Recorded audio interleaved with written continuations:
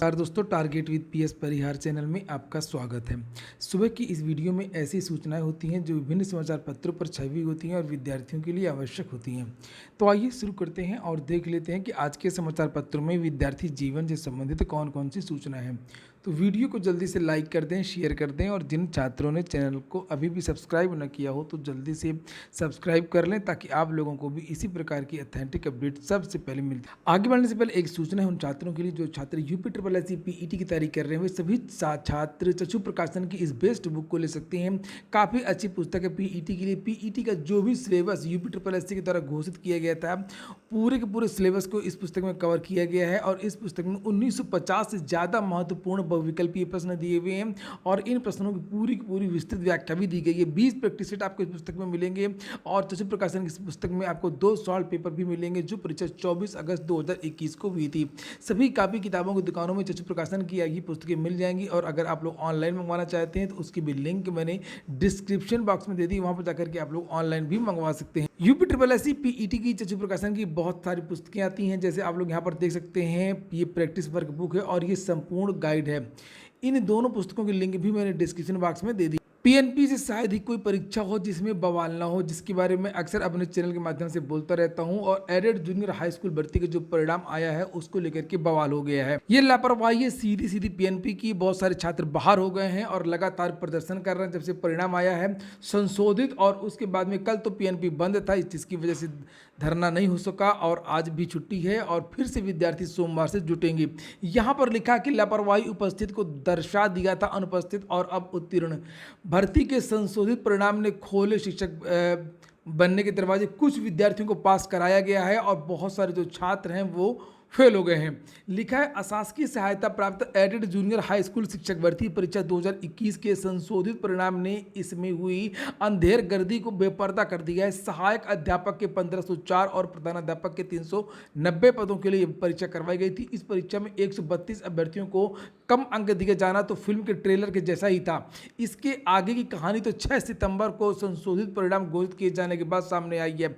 ऐसा बिल्कुल भी नहीं लग रहा है कि ये भर्ती अब कंप्लीट हो पाएगी। मुझे तो लगता है 100% ये भर्ती अभी फंसेगी। आगे नीचे लिखा है कि पहले 15 नवंबर 2021 को घोषित किए गए परिणाम में सहायक अध्यापक पद पर ऐसे अभ्यर्थी को अनुपस्थित दर्शा दिया गया था जो न सिर्फ परीक्षा में शामिल हुआ था बल्कि उत्तीर्ण भी था। यह पर्दाफाश संशोधित परिणाम में उसके उत्तीर्ण होने पर हुआ था। बहुत सारे छात्रों को पिछली बार भी फेल किया गया था, अब वह शिक्षक बनने की रेस में शामिल हो गया है। तो कुछ को शामिल किया गया है और बहुत सारे छात्रों को बाहर कर दिया गया है। और इसमें ऐसा नहीं है कि केवल गोले वाली बात हो, इसमें बहुत ज़्यादा अनियमितता की भी बात है। यहाँ पर अनिल भूषण चतुर्वेदी जो सचिव हैं पीएनपी के, उनकी तरफ से बयान भी आया कि जिन्होंने गोला भरने में गलती की है या जिन्होंने कोई अन्य त्रुटियां की हैं तो वो जो कंप्यूटर से कापी चेक होती है तो वो चेक नहीं होती, उसमें कोई भी संशोधन नहीं हो सकता है। इसी की वजह से बहुत सारे जो छात्र वो बाहर हुए। वो जो ओएमआर का जो प्रारूप था वो पूरी तरीके से गलत था और बहुत सारे जो कक्ष निरीक्षकों ने भी गलतियां करवाई, सही सूचना नहीं प्रदान की। और ऐसा नहीं है कि ये सब जो छात्र वो अनपढ़ थे या गंवार थे, ये सब छात्र पढ़े लिखे थे और उसमें बहुत सारे जो पढ़े लिखे जो छात्र हैं, जो योग्य छात्र हैं, जिनके बड़े अच्छे अच्छे नंबर हैं, उस सारे के सारे जो छात्र हैं वो बहुत सारे वो बाहर हो गए हैं। तो ओएमआर का प्रारूप इस तरीके से बनाना चाहिए जिसमें कोई त्रुटि ना कर सके और परीक्षा के पहले जो कक्ष निरीक्षक हैं, केंद्र व्यवस्थापक है, उनको भी सूचना दी जाए कि किस तरीके से ओएमआर की जो सीट है वो भरवानी छात्रों से गलती किया है पीएनपी ने और अब ये जो भर्ती है वो कोर्ट जरूर जाएगी। अगली जो सूचना है वो है 10 लाख पदों पर सरकारी भर्ती पत्र जारी। और 10 लाख, यहाँ पे 10 लिखा हुआ है, 10 लाख पदों पर भर्ती के लिए पूरे दिशा निर्देश जारी हैं। प्रधानमंत्री ने 14 जून को एक ट्वीट किया था जिसमें उन्होंने कहा था कि मिशन मोड में भर्तियां की जाएंगी। अगले 1.5 वर्षों में सरकारी भर्ती 10 लाख पदों पर होगी।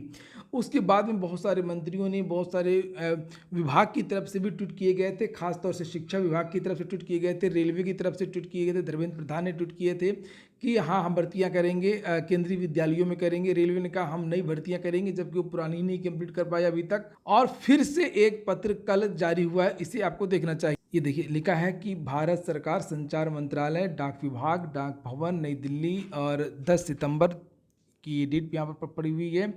और ये डिप्टी डायरेक्टर जनरल हैं जगदीप गुप्ता, और जिसमें 10 लाख पदों के भरने के लिए और नियुक्ति पत्र के लिए यहाँ पर पूरी जानकारी दी गई है। ये देखिए लिखा हुआ है, और लिखा कि as you are aware government has decided to fill all vacant post on a mission mode in this context government has decided as under, लिखा issue of 1 lakh offer letter appointments letter in the next 10 month on a monthly basis.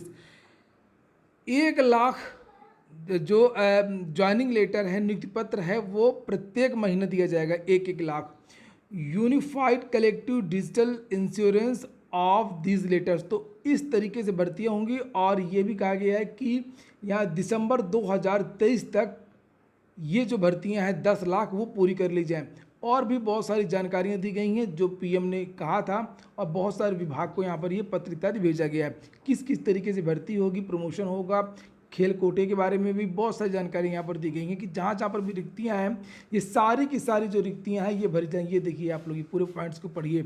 ये letter आपको मेरे Telegram channel पर भी मिल जाएगा। DElEd में 1.25 lakh seat खाली हो गई हैं, और कोई किसी ने एडमिशन नहीं लिया है क्योंकि शिक्षक भर्तियाँ आ नहीं रही हैं। और अब ये छूट दे दी गई है कि विद्यालय सीधे एडमिशन ले सकते हैं। लिखा डिप्लोमा इन एलिमेंट्री एजुकेशन 2022 में पहले तो सीट के अनुरूप आवेदन नहीं आए, उसके बाद जो आवेदन आए उसमें से केवल 45,153 अभ्यर्थियों ने ही अब तक प्रवेश लिया है। इस तरीके से 1,25,551 सीटें अब खाली रह गई हैं। लिखा परीक्षा नियामक प्राधिकारी सचिव अनिल भूषण चतुर्वेदी ने प्रदेश के प्रशिक्षण संस्थानों की 2,16,600 सीटों के लिए ऑनलाइन आवेदन लिए थे। तिथि भी इन्होंने कई बार बढ़ाई है, 2 बार तिथि भी बढ़ाई थी, दोबारा काउंसलिंग भी हुई थी, फिर भी विद्यार्थी ने एडमिशन नहीं लिया। ठीक नहीं लिया है, करने से कोई फ़ायदा भी नहीं है। और अगर ये शासन प्रशासन पीएनपी अगर 10-15 हज़ार वैकेंसी ही हर साल निकालता तो एक भी सीट यहाँ पर खाली नहीं रह पाती, चाहे बीएड की हो चाहे डीएलएड की हो। देश भर के 23 आईआईटी में एडमिशन लेने के लिए छात्रों का इंतजार आज खत्म हो जाएगा। जेईई एडवांस 2022 के नतीजे रविवार सुबह यानी आज सुबह जारी कर दिए जाएंगे। खंड शिक्षा अधिकारी 2019 आरओ 2016 का जो नंबर मार्कशीट वगैरह ये नहीं बताया जा रहा, छात्रों को असमंजस है। लोक सेवा आयोग आजकल बड़े बड़े घोटाले कर रहा है। आरओ 2016 और बीईओ 2019 परीक्षा के अंतिम चयन परिणाम जारी होने के 2 साल बाद भी अभ्यर्थी प्राप्तांक और कट ऑफ अंक की जानकारी के लिए उत्तर प्रदेश लोक सेवा आयोग के चक्कर काट रहे हैं। बीईओ वही भर्ती है विवादित। यह है विवाद उत्तर प्रदेश लोक सेवा आयोग की ओर से सूचना के अधिकार अधिनियम के तहत पीसीएस 2020 से जुड़े एक सवाल का जवाब देने के बाद और बढ़ गया है। अभी एक विद्यार्थी ने, आप लोगों ने देखा होगा, एक पत्र वायरल हो रहा था। अब 2020 मुख्य परीक्षा की कॉपी मांगी थी देखने के लिए, यहाँ पर देखिए लिखा हुआ है, और विद्यार्थी से कहा गया है कि उत्तर पुस्तिकाएं नष्ट की जा चुकी हैं। 2020 की परीक्षा बाद में हुई थी और काफ़ी लेट परिणाम आया था 2021 में, और ये कहा गया कि ये जो उत्तर पुस्तिकाएं वो नष्ट कर दी गई, यानी कि 1 साल के अंदर ही कापियों को जला दिया गया है। आप यहाँ से समझ सकते हैं। धीरे धीरे सभी विभागों में भरे जाएंगे अग्निवीर। आयुध कंपनियों में भी अग्निवीरों की तर्ज पर भर्ती, 1 से 4 साल तक के लिए की जाएगी नियुक्ति। 19,900 रुपये होगा वेतन। लिखा देश की तीनों सेनाओं में भर्ती किए जा रहे अग्निवीरों के तर्ज पर आयुध कंपनियों में भी नियुक्ति की जाएगी। इसकी शुरुआत गोला बारूद बनाने वाली कंपनी म्यूनिशंस इंडिया लिमिटेड करने जा रही है। कंपनी की ओर से 5 सितंबर को इस संबंध में एक पत्र जारी किया गया है। यह कंपनी 12 आयुध निर्माणियों का विलय करके बनी है, और इसमें केमिकल प्रोसेसिंग वर्कर और डेंजर बिल्डिंग वर्कर की भर्ती की जाएगी। भर्ती 1 से 4 साल के लिए होगी। युवाओं को हर महीने 19,900 रुपये सैलरी के साथ महंगाई भत्ता इत्यादि दिया जाएगा। लिखा है कि भर्ती के लिए आवेदन कब से होंगे, ये देखिए लिखा है कि इसके बारे में सूचना जल्दी जाएगी। अधिक जानकारी के लिए म्यूनिशंस इंडिया लिमिटेड की वेबसाइट पर जाकर के संपर्क कर सकते हैं। प्रयागराज में इलाहाबाद विश्वविद्यालय में देख सकते हैं 5 दिनों से विद्यार्थी किस तरीके से धरना प्रदर्शन कर रहे हैं। आमरण अनशन लिखा हुआ है यहाँ पर, और इसके बारे में मैंने कल ही वीडियो बनाया था कि यहाँ पर एक तो छात्र संघ की बहाली नहीं हो रही है, और दूसरा यहाँ की जो फीस है, गरीब छात्र यहाँ पर पढ़ने आते हैं पूर्वांचल के और पूरे प्रदेश के और दूर दूर के भी, और ये सभी छात्र जो हो परेशान होंगे। इसको लेकर के भी समाचार पत्रों के माध्यम से जानकारी दी गई है। यहाँ पर देखिए लिखा हुआ है, राष्ट्रपति को पत्र भी लिखा है। युवा मंच ने इलाहाबाद विश्वविद्यालय में 4 गुना फीस बढ़ोतरी के मुद्दे पर छात्र संघ भवन में जारी छात्रों के आमरण अनशन और शांतिपूर्वक आंदोलन का समर्थन किया। तो ये हो गया आज का वीडियो अगर आपको अच्छा लगा तो वीडियो को लाइक कर दें। जिन छात्रों ने चैनल को सब्सक्राइब ना किया हो तो सब्सक्राइब कर लें। पूरा वीडियो सुनने के लिए बहुत बहुत धन्यवाद।